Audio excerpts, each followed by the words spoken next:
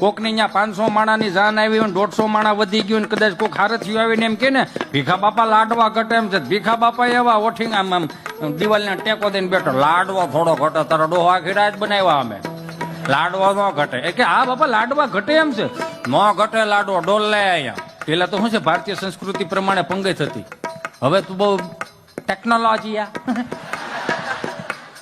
જો તો ખરા, ભેહું ઉપર પંખા ફરે, માણા ઉભો ઉભો ખાય. ટેકનોલોજી આ કેવું થઈ ગયું. ઈ પાછું કેવું હતું, હું આમાં ઊંડા ઉતરો ને એટલું ઊંડું ઉતરાય એવું છે. પેલા જયારે ભારતીય બેઠકની પંગત હતી ને, તો એ બાયોડેટા બહુ રખડાવવા ન પડતા, સમજાય ને બંધન.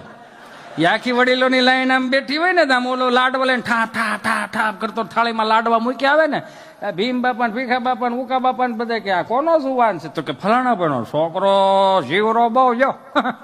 હા તો હજી એક લાડવો ભાંગો નથી, ત્યાં બીજા લાડવાનું ગોઠવવાની તૈયારી હાલે. તમે જોવો તો ખરા ટેકનોલોજી આ. એ મોહનથાળ વાળાના બધાના ધીમે ધીમે મળે હક પણ થવાનું. વાહે 2 જણા બિચારા રહી ગયા છે, પણ હવનું હારાવાના થઈ જાય. ડાળ વાળા ફેર વાળા રહી ગયા, સમજ્યા? થઈ જાય વેલા મોડે, ચિંતા ન કરતા.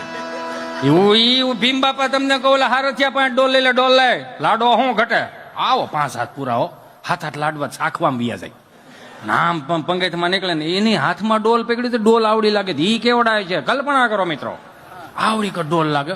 નામ આવેલા છે, તારે ખાવા લાડવો હતો, અમુક બીન ના પડે, ના રે ના, મારે અડધો હતો એને આપી દીધો. મને ક્યાં ભૂખ હતી, હું ક્યાં ખાવ, મેં દાન દીધો, અમે ખાઈ ગયો. આ હોમાં હોહરવા નીકળી જાય ને, કેવત ગામડામાંથી આવી.